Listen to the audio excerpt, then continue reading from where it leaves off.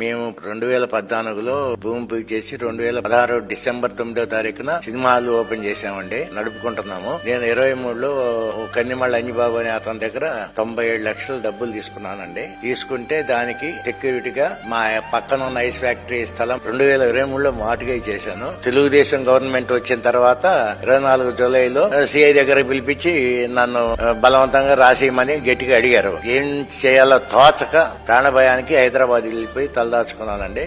తలదాచుకొని 10 నెలలు అవుతుంది. 10 నెలలు అక్కడే ఉన్నాను. ఎందుకు చేస్తున్నారో కూడా నాకు తెలియటం లేదు. నేను 97 లక్షలు తీసుకున్నాను మాట వాస్తవం అని చెప్పాను. మా అబ్బాయి డబ్బులు కడతాను కోర్టులో అన్న మాట వాస్తవం.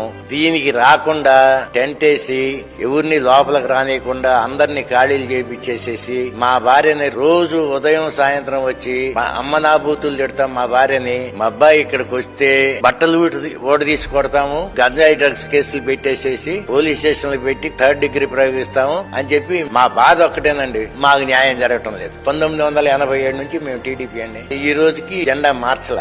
లోకేష్ గారికి గాని చంద్రబాబు నాయుడు గారికి గాని 10 సార్లు మెయిల్ చేశాం. పుల్లారావు గారు ఏంటంటే పూర్తి సహకారం వాళ్ళకి ఇస్తున్నాడు. వాళ్ళు రెచ్చిపోతున్నారు. కావూరు ఆంజనేయులు అనే అతను నిన్న కూడా వచ్చాడండి, బెదిరించిపోయి ప్రెస్ మీట్ చూసి వచ్చి తిట్టిపోతున్నాడు. తెలుగుదేశం గవర్నమెంట్ వచ్చిన తర్వాత మాకు అది అంత కావాలి ఎంత కావాలని చెప్పి మాట్లాడతా వాళ్ళు ఇష్టం వచ్చినట్టు కోర్టులో ఆర్డర్లుండా పట్టించుకోవటం లేదండి. ఎవరు వచ్చినా రానేమో, మేము దీన్ని మసి చేస్తాము, దీన్ని కబ్జా చేస్తాము అని చెప్పి ఆ కావూరు ఆంజనేయులు అనేవాడు ఒక రోజు వచ్చి మా మిస్సెస్ ని బెదిరిస్తున్నాడు. 2024 ఆగస్టు 5వ తారీఖున టెంట్ వేశారండి. అంతకుముందు బెదిరించారు.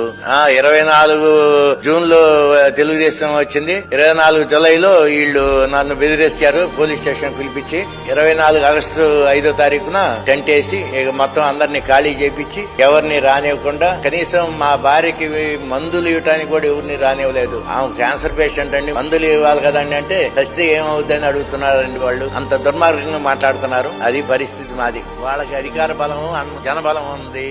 వాళ్ళు చెప్పారు ఆయన వచ్చి కలవమంటున్నాడని వేరే వాళ్ళు ఫోన్ చేస్తే మేము చెప్పాం. ఎవరో చెప్తే మేము ఎందుకు వెళ్తామండి, వాళ్ళ పిఏ గాని ఆయన కానీ చెప్తే మేము వచ్చి కలుస్తామని చెప్పాం.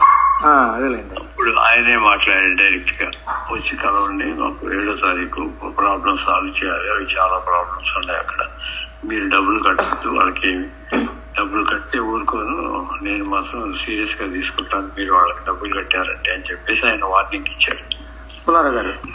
అందుకని నేనేం చెప్తున్నానంటే, నేను ఈ మంత్ నుంచి మీకు రెంట్ వెయ్యను.